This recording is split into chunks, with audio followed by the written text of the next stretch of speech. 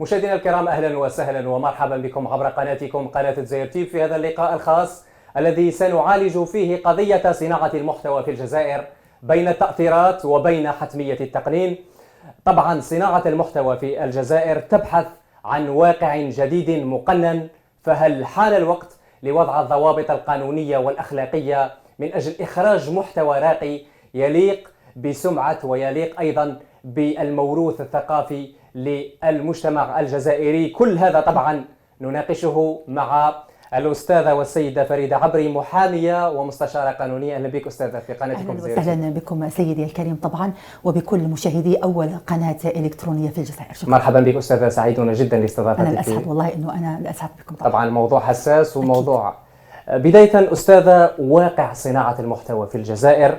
الكثير اليوم ينتقد بشدة نوعية المحتوى في مواقع التواصل الاجتماعي. هل نحن اليوم أمام أزمة نوعية محتوى في مواقع التواصل الاجتماعي؟ هو صراحة أستاذي الكريم، أنا لما استدعيتني باش نكون ضيفة معك في هذا البلاتو وعطيتني الموضوع، حسيت بحجم من المسؤولية، ذلك لأنه تقريبا أغلب مشاكل أولادنا وبناتنا في مختلف الأعمار إنما سببها مواقع التواصل الاجتماعي وما تقدمه هذه الأخيرة من محتوى لأولادنا. أغلبية أولادنا اليوم إذا قلنا أنه 32 مليون جزائري اليوم أو يفوق يستعملون منصات التواصل الاجتماعي وشبكة الإنترنت، يعني 32 مليون جزائري اليوم راهم عرضة لمحتوى سيء وبذيء موجود على مستوى منصات التواصل الاجتماعي، لدرجة أنه ولينا ما نقدروش نهضروا مع أولادنا، كذبوش على بعضنا. الواقع الحقيقة ما نقدروش نهضروا مع أولادنا. تجي تهضر معاه تلقى في عقله صوالح ما أتى الله بها من سلطان باش نحصلوها في المدرسة ونحصلوها في المعلم. المدرسة والمعلم بريئين من هذه التصرفات. تهضر مع بنتك، من وين لك هذه العلاقات؟ من وين لك هذه التصرفات؟ طفل عقليتها تبدلت، مش كيما عقلياتنا احنا تاع جيل الستينات والسبعينات والثمانينات اللي ما كانتش ما عندنا تريسيتي، ولكن خرجنا لاباس علينا، ما خرجنا ناقصين يد، ما خرجنا ناقصين رجل، ما خرجنا ناقص العقل. لكن أستاذة، هناك من يقول أنه فرق بين الأجيال. الآن نحن أمام واقع جيل السبعينات وجيل الثمانينات، كل واحد لم يشهد هذا الغزو الثقافي. الآن يقولوا لك الآن نحن أمام الواقع. أمام الواقع. هل الآن علينا أن نساير هذا الواقع، وهل علينا أن نختار لأولادنا ما يستهلكونه من هذه المواقع؟ معاك انا في الكلام اللي راك تقول فيه، لانه مش من حقنا انه نعيش ولادي الواقع اللي عشته انا. طبعا مش معناتها انه انا ما كانش عندنا تلفزيون معناتها وليدي ما نشريلوش. ماشي معناتها انه وليدي انه انا ما كانش عندي هاتف نقال معناتها وليدي ما نشريلوش. معاك في هذه، كل واحد ووقته. طبعا. واللي ما عاش في وقته ما يطمع في وقت الناس، راني معاك. ولكن المشكله ما هيش هذه هي بالاساس. المشكله هي استقاله الاسره الجماعيه من اداء مهامها. شفنا مؤخرا، ونحكي لك انا عن تجربه، انا اليوم جيت باش نصارحك وباش نحكي لك عن تجربه. طبعا. بنت عمرها 16 سنه، طبعا انه في المدارس طلبوا منهم اللوحات الرقميه اللي هي الطابلات. بابا شري لي طابلات ولا ما نقراش. بابا عم بالو كي يشري لها طابلات راح تخرج له عالم نازا، شري لها طابلات كي تقراي راني نقرا بها. تفتح صفحه في مواقع التواصل الاجتماعي في تيك توك، تقدم محتوى ما نحكي لكش ونحشم نقولوا امام المشاهدين. المتابعين تاعها يصل الى 500 الف متابع.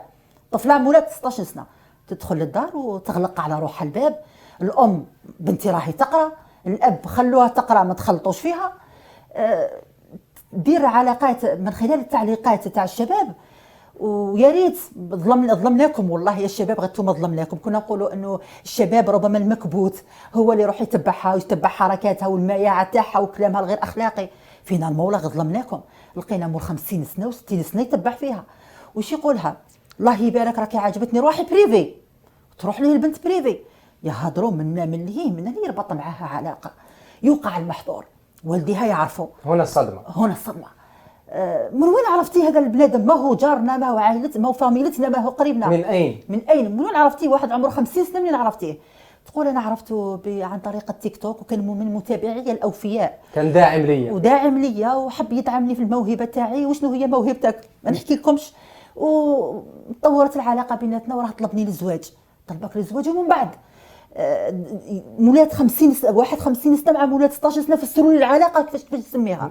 بعدها توقع تجي للمحكمة بجنحة تعريض قاصرة للفسق وفساد الأخلاق، لأنه يفترض أنه هذاك الخمسيني الكاهل الخمسيني فسد لنا بنتنا. توقف امام المحكمه ويوقفوا والديها كاطراف مدنيه، لانه ولي الامر يجي مع بنته مولاة 16 سنه. يسال من طرف القاضي كنت تعس بنتك ولا ما كنتش تعسها؟ انا بنتي تدخل للدار راهي تقرا. مش معناتها انه عطيت لبنتي او منحتها حريه انه يكون عندها وسيله رقميه هنا تخلص مسؤوليتي، لا، لازم نراقب كي تدخل وتغلق الباب على روحها، نعرف بنتي واش راهي دير. ماذا بيا نكون معاها في مواقع التواصل، نخير لها نوعيه المحتويات، نخير لها النوعيه. احنا ما كانش هذا الشيء. على هذا قلت لك انه في استقاله جماعيه. نعطيك الاخطر من ذلك، شباب الثانويات واللي انتشر مؤخرا الاقراص المهلوسه والمخدرات. طبعا اللي بكري كنا نقولوا انه حرم جامعي وثانويه حرم والابتدائيه حرم والمتوسطه حرم، وعيب كبير نتحدثوا على الازماتنا الاخلاقيه داخل المؤسسات. أكيد. اليوم قضاء الاحداث لما تروح تمشي الى المحاكم تلقى اولادنا وبناتنا نقولوها صراحه شبكات لترويج الاقراص المهلوسه داخل الثانويات. واقع مؤلم. واقع مؤلم. من وين عرفتوا هذه الامور؟ مواقع التواصل الاجتماعي. ايضا المحتوى البذيء الموجود. المحتوى البذيء، يعني هناك تغذية في مواقع التواصل الاجتماعي، تغذية فاشلة. أكيد. هناك الآن ظهروا ما يسمى بالمؤثرين. هنا ظهر من ثم نقول ظهرت الطامة الكبرى. الآن أصبح الجميع يتبع المؤثرين في طريقة عيشهم المزيفة، في طريقة أكلهم، في طريقة لباسهم، في كل شيء. هل نحن اليوم أمام أزمة مؤثرين؟ لأنه المؤثر الآن أصبح واقع. أكيد أكيد أكيد. ولكن الأغرب من ذلك أنه أستاذي الكريم، أنا دائما ما نحبش سياسة التعميم، لأنه طبعا لما تشوف في بعض الصفحات عبر مختلف منصات التواصل الاجتماعي تلقى أنه فعلا الناس يقدموا محتوى أخلاقي، طبعا محتوى بناء، محتوى يخليك تغير أفكارك 180 درجة. تكون تمشي في طريق تلقى روحك بقدرة قادر في طريق إذا ما نفعتكش ما تضركش طبعا. ولكن السواد الأعظم والغالبية العظمى اللي ما يتبعوهمش، ونقول هذاك ما يتبعوهمش، هذوما يتبعوا فقط أصحاب المحتوى البذيء، محتوى اللي يقدم صورة سيئة عن المجتمع الجزائري والواقع الأخلاقي للمجتمع الجزائري. علينا وإحنا نقدموا نصائح للناس ونقول لهم انه ان كان الامر فيه مسائل قانونيه ولا مسائل اجتماعيه، كيفاش نربوا اولادنا، كيفاش نثقفوهم. دير فيديو تتعب عليه تلقى نسبه المشاهده ما تفوتش تقريبا 10,000 ولا ما تلحقش، راني كثرت 10,000. تجي مؤثره اجتماعيه تقول كوكولي في تطلع 5 مليون. طبعا كوكولي في هذا واقع، 5 مليون مشاهده. هذا واقع. ارواحي يا بنات تلموا انا راح نعطيكم الفكره اليوم. يجوا البنات حابين يعرفوا شنو هي هذه الافكار. الفضول النسوي طبعا. الفضول النسوي لفارغ الفضول النسوي طبعا. نعرفوا واش رانا حابين الفكره هذه راح تقدمها لنا. ارواحي نعلمك وسامحوني كلام لازم نقولوا، قلت لكم جيناكم بسياسه المصارحه اليوم. ارواحوا اليوم نعلمك كيفاه تجرجريه. راجلك يضربك، ارواحي نعطيك لاستيس كيفاه ترجعيه صبع خاتم في صبعك. اليوم راكي عندك مشاكل عاطفيه، الانسان هذا ما حبش يجي يتقدم للدار، ارواحي نوري لك، نعطيك الحل تخليه يولي يمشي ويتلفت موراه. هذه هي النصائح. وهذا الشيء طبعا مثير للنساء ويروحوا يتبعوها ويطلعوا لها الفيديو 10 ملايين مشاهده ويكبسوا لها وتخلص دراهم عليهم من التيك توك ولا من انستغرام، راهي تخلص وتطلع في شهريتها. وهذيك راهي عند الجزانات وعند الشوافات، لانه هذيك المؤثره الاجتماعيه هنا تحطيم الاسر، هنا تتحطم الاسر، وصلنا لتحطيم الاسر. استاذ تكلمنا على السلبيات، تكلمنا على كل هذا الشيء. الان الجميع ينادي بضروره تقنين صناعة المحتوى في الجزائر. هل هناك أفق لهذا الواقع؟ أنا أستاذ الكريم باش ما نحملوش دائما القانون المسؤولية وما نعلقوش، نخلوه شريك ولكن ما نعلقوش عليه أخطائنا. أنا لما واحد يسبني في مواقع التواصل الاجتماعي كابتر ديكرون وكيل الجمهورية سب، لما واحد يقذفني ويقول فيا كلام ما موش فيا ذاك الكلام، نروح للشرطة العلمية، الشرطة الإلكترونية عفوا، تروح تبحث في صاحب الحساب يقدموه للمحكمة ويجيبوه لي مسنسل. سهلة يعني، القانون موجود، ولكن جهلنا بالقانون هو اللي خلانا نوصلوا إلى ما وصلنا إليه الآن. أزمة أخلاقية موجودة، تسونامي محتوى بذيء موجود، انه رانا نعيشوا انهيار اخلاقي على كل الجبهات موجود. وليت ما نسمعش كلمه يما اللي عمرها 80 سنه باش ما نقدرش نقول يما راني متفاتنه مع راجلي، ولا راني ما قدرتش نفهم راجلي، يما عاونيني كيف صبرتي على بابا 60 سنه. ما نروحش ليما، لا نروح ندخل لصفحه مواقع التواصل الاجتماعي ونكتب مشكلتي ونقول لهم بنات روحوا عاونوني، راهو راجلي ما قدرتش نتفاهم معاه، ونستهلك الاراء السلبيه اللي راح تنعكس ضدك. لذلك آن الأوان سيدي الكريم باش يكون هناك تقنين لما يسمى بمحتوى مواقع التواصل الاجتماعي. أنا عارفة أنه مسيرة ال1000 ميل تبدأ بخطوة طبعا، وكاين نهضة مجتمعية. لما تحكي مع باباك ويقول لك أنه راني عارف أنه أولادنا راهم يضيعوا، ولما تروح للمدارس ويقول لك المدارس بتحملوناش المسؤولية، تروح للجامعات نفس تمشي في الشارع، اللهم مواطن بسيطة عمره ما دخل يقرأ يقول لك أنا درت اللي عليا بنية الله غالب وبنية ساس صحيح، ولكن جات واحدة في رمشة عين دمرت الساس عن بكرة أبيه، واليوم بنياتي اللي مطلقة واللي راحت في طريق السحالات واللي هربت مع واحد، لأنه مواقع التواصل الاجتماعي قالوا لها لما المجتمع يرفضك تمسكي بالعلاقة وروحي ديري. لذلك آن الأوان باش تكون هناك نهضة مجتمعية ردع لابد من الردع. التقنين اللي تروج أو اللي يروج إلى محتوى بذيء على مستوى مواقع التواصل الاجتماعي، موش ينشر في الفضيلة، موش يحفظ فينا الستين، لا بالعكس راهو يشوه في صورة المجتمع الجزائري المحافظ، راهو يشوه في العقلية المجتمع والبناء والنسيج المجتمع الجزائري، نرفع به قضايا. اللهم مؤسسات المجتمع المدني باش نوضعهم حد عل وعسى ترجع الأمور إلى ما كانت عليه. طبعا قلنا بأنه الردع القانوني لابد أن يكون شريك، أكيد أيضا لابد أيضاً. أن يكون هناك مسؤولية جماعية. نعم. الآن صناعة المحتوى علينا أن نختار لأبنائنا ماذا يشاهدون، علينا أن نختار ماذا نتابع وماذا نستهلك. الكثير يلوم صناع المحتوى البذيئين، هل ترين بأنه المشكلة ليست في صانع المحتوى فقط؟ نعم. المشكلة أيضا في من يستهلك المحتوى. أكيد إذا كان المسؤولية فيما وصلنا إليه من انهيار أخلاقي ما نحملش صاحب المحتوى البذيء، لأنه راني قلت أنه بذيء، وش نزيد لك أكثر من الكلمة هذه؟ لما المجتمع يشوف فيك أنه واحد راك تسلي، ولكن عرفت تختار الضحايا. طبعا. الضحايا هما أو من يسمون أنفسهم بالضحايا هم هذوك الناس اللي متابعين للصفحة واللي يساعدوا في رواج الصفحة عن طريق انه مشاركه الفكر المروج اليها من طرف صاحب تشجيع معنوي سلبي، تشجيع المعنوي السلبي والوقوف على الحياد ايضا، لانه هذا صانع المحتوى باش يحصل على توثيق في صفحته واصبح لديه 10 مليون مشاهده. 10 مليون مشاهده والله ما طاحت من الفضاء. هما انا وما انت، هما لم يشوفوا فينا، هما اولادنا نخلوهم يغلقوا الباب ويدخلوا. هو وليدي اللي عم بالي يخرج من المدرسه على 5 ما يدخلش للدار حتى على 9، ونحشم كان كأم نقول له من 5 ل 9 وين كنت. يعني كلنا مسؤولين، في مسؤوليه مناصفه بين نحن متلقي المحتوى البذيء وبين صاحب المحتوى. اذا كلنا قاطعناه واذا كنا علمنا اولادنا انه لما تحب تتثقف وتدي تربيه، هاني انا يماك انا واش خصني، هاو باباك راجل الله يبارك واش خصو، او معلمك واش خصو، او امام الجامع واش خصو.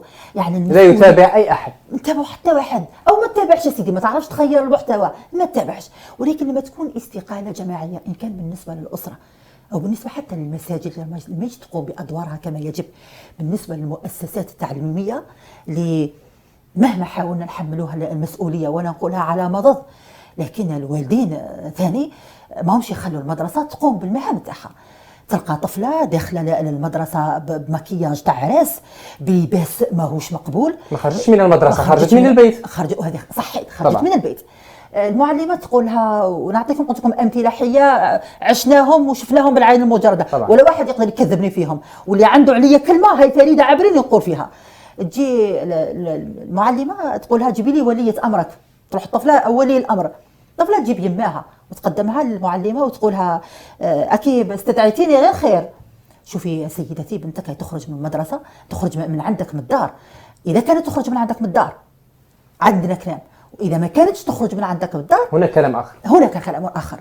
الطفله راهي تجي بلباس مقطع، بشعر موش اصلا راح المدرسه، بمنظر موش تاع بنت عمرها 15 سنه جايه باش تقرا. انا عيطت لك على هذه الامور لانه راهي تثير بعض الزملاء يتحرشوا بها وانا نخاف عليها. انا دايرتها كي بنتي، خاصه انه السن حساس السن حساس، سن المراهقه. المعلمه واش تقول للام؟ واش تقول للمعلمه هذه؟ سمعي ما كما دخلك خلي لي بنتي تسير كما تشاء. خلي لي بنتي تعقديها ليش؟ اذا كنت انتم معقدين وعندكم عقد نفسيه جايبينها منكم انتم اولاد القرى والارياف، لا بنتي بنت المدينه تلبس واش تحب ودير واش تحب. بنتي خرجت من داري ما تدخليش روحك فيها. تطور الامور بيناتهم، تجي الام تقدم شكوى ضد المعلمه على اساس انها قذفتها وانها سبتها، وقالت شدي بنتك علينا لانه حبه فاسده تفسد كل الصندوق. طبعا بنتك يا تربيها يا ما تجيبيها الناش. راهم عندنا اولاد الناس رانا خايفين فيهم. تجي المعلمه مكسوره للمحكمه وتوقف متابعه بدون حتى القذف والسب. قلت لهم انا والله لما استدعيت وليه الامر هذه ما كانتش عندي الا مشاعر الام، قلب الام هو اللي حركني، وعقل الام والمربيه هو اللي حركني. نية الإصلاح وجدت نفسها. نية الإصلاح لقيت أمامكم في المحكمة. ما نقول لكش الحكم اللي يصدر، ولكن أنا نقول لك أنه كلنا وقفنا وقلنا أنه لو كل مدارسنا فيهم ربع عقلية المعلمة هذه ما كنتش مدارسنا اليوم تدخلها الأقراص ومهلوسة، تدخلها المخدرات ويدخلها الكلام الفاسق وتدخلها جمعيات الانحرافات اللي رانا كنا نشوفوها. هذا نموذج فقط على الحالة اللي وصل لها المجتمع جراء منصات التواصل الاجتماعي، وحدث ولا حرج. طبعا أستاذ، هناك لاحظنا مؤخرا هناك خطوات جادة طبعا لإصلاح هؤلاء من يصنعون المحتوى. شفنا هناك مخيم استقبل صناع المحتوى. صناع المحتوى طبعا من نخبة صانعي المحتوى في الجزائر. هذا الاجتماع وهذا التأطير وهذا التكوين سينعكس إيجابا على نوعية من يصنعون المحتوى. حان الوقت لكي نعالج لب المشكل وهو صانعي المحتوى، نكونهم نأطرهم ونحاول أننا نختارهم بعناية من أجل أن لا نخاف على واقع صناعة المحتوى في الجزائر. هل تثمنين خطوات تكوين صانعي المحتوى في الجزائر؟ والله انه هذه الخطوه يا ريت لو كانت قبل 5 أو 6 سنوات من الان، ما كناش وصلنا للاحصائيات اللي اصبحت مؤسسات القضائيه والقوى الامنيه تقدمها. لما نسبه ربما مستهلكيه او مدمني الاقراص المهلوسه توصل بحسب احصائيات المقدمه من طرف المصالح الامنيه الى 200%. يعني لما تكون 200% مش رقم ليس هين، ليس رقم هين. لما توصل الانحرافات الأخلاقية للمراهقين عبر مختلف الأطوار التعليمية إلى أرقام خيالية، يعني أنه خلاص وصلنا إلى ناقوس الخطر، وآن الأوان باش نوضع إطار عريض لصناعة المحتوى في الجزائر. إذا كنا نلقي باللوم وكل اللوم على هذو الناس اللي عندهم متابعين بالملايين على مستوى منصات التواصل الاجتماعي، وإذا قلنا أنه 50% من المسؤولية نتحملها أنا المتلقي اللي أعطيت لك وجه راني نتبع فيك ونعاند ونؤمن بالكلام راك تقول فيه، و50% من المسؤولية تلقى على عاتق هؤلاء صناع المحتوى، يعني اليوم وصلنا إلى ضرورة تقنين وضرورة تكوين هؤلاء. نستثمروا فيهم يا سيدي. إذا كانت عندكم أفكار مليحة نستثمروها، نبنيو بها البلاد والعقليات، وإذا كانت لا فلا بد أنه القانون يأخذ مجراه. المخيم اللي حكيتوا عليه سيدي الكريم، أنا كنت شفت تغطيات إعلامية سيما عن طريق طبعا كانت بمبادرة من المجلس الأعلى للشباب. نعم، وهو أحد المؤسسات المستحدثة من قبل الدولة الجزائرية الحديثة اللي شافت في هذا الشباب قاطرة المستقبل. والدولة الجزائرية اللي تقول إنه ما نقدروا نديروا والو بلا شبابنا. إذا ضاع لنا هذا الشباب وين بها، وين رانا رايحين؟ إذا شبابنا اليوم، الجزائر بشبابها. أعطيني دولة في العالم عندها 75% شباب كما الجزائر. أعطيني دولة في العالم ثروة نحسد عليها تقري ولادها باطل، نقراو في الأطوار التعليمية باطل، ما نخلصوش إلا 10,000 تاع أولياء التلاميذ. نروحوا للصيام باطل ويزيدوا يوكلونا. نروحوا للثانوية نفس الشيء. نروحوا للجامعة سيدي الكريم مفتوحة. ما يهمنيش تصنيف تاع الجامعات، لا يهم. ولكن يهمني إنه وليدي راه يدخل الجامعة باطل. وفرنا لك الأمن على مستوى الجامعة، وفرنا لك حافلات نقل جامعي تخرجك من الدار يعني ما تصرف والو من جيبك. في اهتمام أكثر من اهتمام الدولة الجزائرية بشبابها. لأجل كل هذا قالت الدولة الجزائرية أنه مواقع التواصل الاجتماعي شر لابد منه. ما نقدرش أننا لابد أن نسايره، نواكبه، نراقبه. نعم. نؤطره. هذا هو الشيء الذي لابد. طبعا أستاذة، بما أنه هناك محتوى بذيء، هذا واقع، محتوى بذيء يوجد محتوى بذيء. أكيد محتوى بذيء. هل حان الوقت لكي نقوم بوضع سلاح مضاد وهو محتوى راقي نشجعه ماديا، نشجعه معنويا، أكيد، ونوقف معهم ونأطرهم ونكونهم؟ الآن لابد أن نشجع، سواء نحن كإعلاميين، سواء أنتم في الأسلاك القانونية. نعم. لابد أن نقف يد واحدة لوضع أو لدعم هؤلاء الذين يصنعون المحتويات الراقية؟ نعم، لما يحس ربما صانع المحتوى انه في دعم من طرف الدوله، وانه في دعم من طرف ثناء. نعم، اكيد راح تستمر مسيرته في تقديم محتوى جيد. لذلك ربما عطفا على كلامكم، لما حكيت لي على المخيم وشفت التغطيه اللي عملتها قناتكم المحترمه طبعا ومختلف القنوات في الداخل الجزائري، حسينا انه في توجه من قبل الدوله الجزائريه ومن قبل الحكومه الجزائريه. بدأ بصيص الامر يظهر. نعم، بدأ بصيص الامر. نعم، باش نحفزوا شبابنا على تقديم محتوى يليق بصوره وبهيبه الشاب الجزائري. الشاب الجزائري اليوم اللي ما يخفاش عليكم انه اصبح مستهدف من اكثر من جهه. الشاب الجزائري اليوم راهو يموت بالعشرات، يقول لك انا مش عاجبتني الحياه في هذه البلاد، نروح نركب البوطي ونروح. وصلت يما دعيتني بتعاون خير ما وصلتش، وكلاني الحوت الله يرحمني. وكانه يعتقد انه في الضفه الاخرى يحلق الاحلام الورديه اللي ما لقاهاش في بلاده. على الاقل بلادك اعطت لك القيمه، بلادك اعطت لك، بلادك قيماتك، وبلادك هذه راني معاك انه رانا في خطوات باش نحققوا لك كل احلامك، ولكن مش معناتها انه عجزت عن تحقيق جزء من احلامك في بلادك هذا يعني انه تمشي للطريق العيانه اللي ينصحوك لها مواقع التواصل الاجتماعي. هذا له خير طبعا بما يراه لدى صناع المحتوى. هناك أحلام وردية، هناك حياة زائفة. أكيد. هؤلاء لا ينشرون ما هو سلبي في حياتهم وفي منازلهم. كلامهم صحيح سيدي الكريم. سورتو البنات، سورتو البنات اللي تلقاها تقول لك انا عايشه في قطر، والاخرى انا عايشه في فرنسا، وانا عايشه في الامارات، وتروج الى محتوى. ما نحكيلكش على البذاءه ان كان في الكلام او حتى في اللباس. وبناتنا ويشوفوا فيها الله غالب تقول لك انا كبيره مولات 16 سنه، تقول لك ما تدخلوش في روحكم فيا، حريه شخصيه ونتبعوا تحرر. ولكن لما تروح تشوف حياتهم الحقيقيه تلقاها واقع مصدوم، واقع ميزيريه. تخدم عند الناس، تجيب هذاك الدور بمقابل تنازلات، وتجي لنا احنا. لانه علاش لقات الاغبياء اللي ب 10 مليون يتبعوا فيها باش يطلعوا لها المحتوى وتبدا تخلص من عند مواقع التواصل الاجتماعي ويتغير حياتها بفضل شكون؟ بفضل هذوك ال 10 مليون متابع. علينا ننصحوا فيهم. خالفت الفطره، عاكست المجتمع فظهرت وتميزت.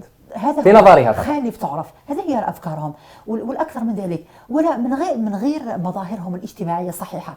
حتى لما يروجوا للافكار والله انه تستغرب وتقول الناس هذو ماهوش مصليين على النبي، استغفر الله يا رب العالمين، شكون هذو الناس؟ تجي تقول لك وحده تبعث لها مشكله، تقول لها شوفي انا الزوج تاعي عندي معاه مشاكل وحبيت تساعديني. وشنو هي طبيعه المشاكل هذه؟ ما يدينيش يحوس بيا، ما يشري ليش، ما يخرجنيش نتعشى برا. راجلك خدام ولا مش خدام؟ خدام، قيس روحه معيشني له البنات. المراه هذه اللي تنصح فيها المؤثره الاجتماعيه مطلقه 4 طلاقات ومن مختلف الجنسيات، ولا واحد ما قعدت معاه شهر. تجي تنصح في هذه البنت هذه اللي عندها يماها وعندها اخواتها ممكن ديرهم اللي هي احسن منها، بانيه اسره احسن منها، وتروح لها تقول لها شوفي يا اختي انا ننصح فيك. الراجل هذا حمل الميزيريه في دار باباك، وحمل الميزيريه والفقر والجوع، بصح ما تحمليهاش في دار راجلك. واش من الميزيريه ولا؟ وعلاش نتوما ما تطوروش نتوما؟ هنا الحقن السلبيه، تبدا الحقن السلبيه. هذا الراجل اللي تزوجتي به هو لازم عليه يوفر لك دارك وحدك، ما تسكنيش مع يماه وباباه. انت ما كيش بونيشه، انت ما كيش خدامه، من حقك تعلمها وتوري لها، من حقك يكون عندك دارك وحدك. شوفي انا نزيد ننصحك بالنصيحه كبيره، تسكني مع شيخك وعجوزتك، نسكن معاهم. وش من حق هذه تسكني معاهم؟ انت ما تتهنيش كاع براس، من حقه يدير لك سكنتك وحدك، ومن حقك انك ما تخدميهمش وما كيش خدامه عليهم، ولازم ما تهضريش معاهم. خواتاته ماهوش ملزم انه ينفق عليهم، ينفق عليك وحدك. وقولي له دير لي هذه ودير لي هذه ودير لي هذه. علاش؟ لانه هذه هي واجباته. زوجك لازم يتحول بين عشيه وضحاها الى مصباح علاء الدين. لما تتزوجي عارفي روحك بلي راح تحققي احلامك اللي ما حققتيهمش في دار باباك.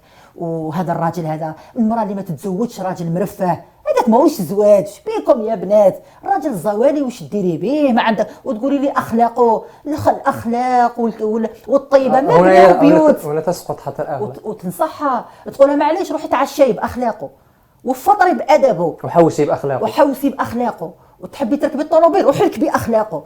تحبي تعيشي في فيلا روحي في الادب تاعو والطيبه تاعو، هما اللي يبنوا لك فيلا. الراجل اللي ما عندوش دراهم وسامحني ماهوش راجل. لا البنت هذيك تكبر لها، مش غير هي فقط، طبعا حتى دوك المراهقات اللي كانوا يشوفوا تنشئه راهي فسدتهم. انا ما نتزوجش انا براجل باخلاق ولا اخلاق، واش ندير بهم؟ نتزوج براجل عنده دراهم. يا سيدي اذا ما عشتش معاه حياه، اذا ما عاملنيش مليح على الاقل بالدراهم، ونقدر ننسى، نقدر ننسى علاقتي به. تبدا تتربى هذيك الافكار حتى ولاو النساء يجوا الى قاعات الجلسات في شؤون الاسره، تكتب لك يا سيدي الكريم عريضه جوابيه، لما نقراوها احنا ونحكي لك احنا جيل الثمانينات والله لا الدمعه تطيح.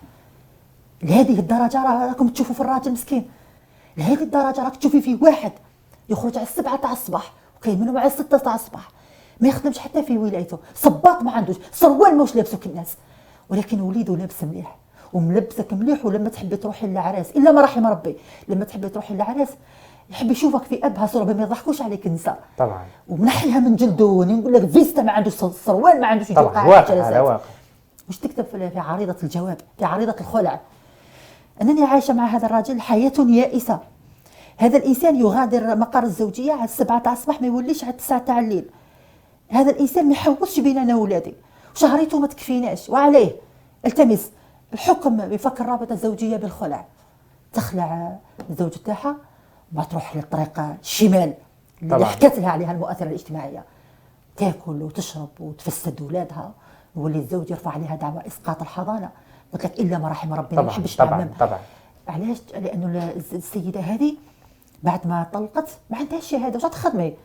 ما كاينش قاريه انت، العمل شريف رانا معاه، والله نخدم فام دي ميناج بشرف، ولكن خدمه فام دي ميناج ما تعيشكش الحياه اللي طلبتيها في العريضه. حتى الاستقرار مش حيكون بهذيك الطريقه، مش حيكون بهذيك الشهريه. مادام انا ما عنديش شهريه عفوا ما عنديش شهاده. واش حيعينوني؟ مديره ولا رئيسه مدير ولا رئيسه مجتمع اداري ولا وزيره؟ واش حيديروك انت؟ اكيد راح تروحي للطريق تقدمي في التنازلات باش توصلي لهذيك الحياه الورديه اللي قالتها لك المؤثره الاجتماعيه. خلاص راكي نسخه منها، ما عندكش الحق تضحكي عليها، راكي نسخه من ديك المؤثره الاجتماعيه، راهي نجحت فيك وراهي صنعت منك ما كانت تريده. تتحول بعد البنت هذيك اللي نحكي لك عليها، تروح تشري التليفون، يشريه لها واحد من الجماعه اللي تعرفهم، يشري لها هاتف نقال ودير لنا صفحه وتخرج تنصحنا من جديد. ها هي السلسله، السلسله كيف تتعاود، هذه مورا هذه تتعاود. نفس الشيء بالنسبه للمؤثرين، يتكاثرون كالوباء السرطان. شفتوا السرطان هذو اخطر من السرطان. حتى بناتنا اللي ماهوش متزوجات هذوك المراهقات ولا تتشرط على باباها في اللبسه، تتشرط عليه في بانه يشري لي تليفونات، وتتشرط عليه في واحد الامور، وين اولياء الامور يبدا يقول لك والله انه عجزنا اذا ما درتوش حد لهذو الناس. رانا احنا نعترفوا طبعا، احنا كاولياء امور راني نستعرف لكم ونقول لكم يا دوله انا ما قدرتش نربي ولادي، عاونوني. هذو الناس طاق على منطقه انا ما قدرتش، عاونونا. كيفاش باش نعاونوا؟ لانه الوضع ولا خطير، اصبح خطير، وصلنا الى كوارث. ما كاين شي امور ما نحكي لهم لكمش احتراما لاذن المشاهد، ما نقول لهمش، ولكن لما تشوفوهم على الواقع تقولوا انه بلاد هذه راهي اولادنا راهم بلاد باكملها راهي تمشي بركه الوالدين ودعاء الوالدين، والا اولادنا اليوم واقع مؤلم. طبعا الحديث كان معك شيق، موضوع حساس يحتاج طبعا الى جلسات وجلسات وحوارات، لكن نتمنى في المستقبل بحول الله أن نرى واقع جديد لصناعة المحتوى، ونرى صلاح لهذا الجيل، ونحاول أن نتعاون ونضع اليد في اليد، كل المؤسسات تضع اليد في اليد لرسم واقع جديد إن شاء الله لهذا الجيل. سعيد جدا أستاذة بحضورك. مشاهدينا الكرام، وصلنا وإياكم إلى ختام هذا اللقاء الخاص الذي كان عبر قناة الجزائر تيب. شكرا جزيلا لحسن الاستماع والمشاهدة، نلتقي في أعداد أخرى، دمتم في رعاية الله وحفظه. سلام. طازج، حلة جديدة وذوق أروع. جزائر تيوب، أول قناة إلكترونية في الجزائر.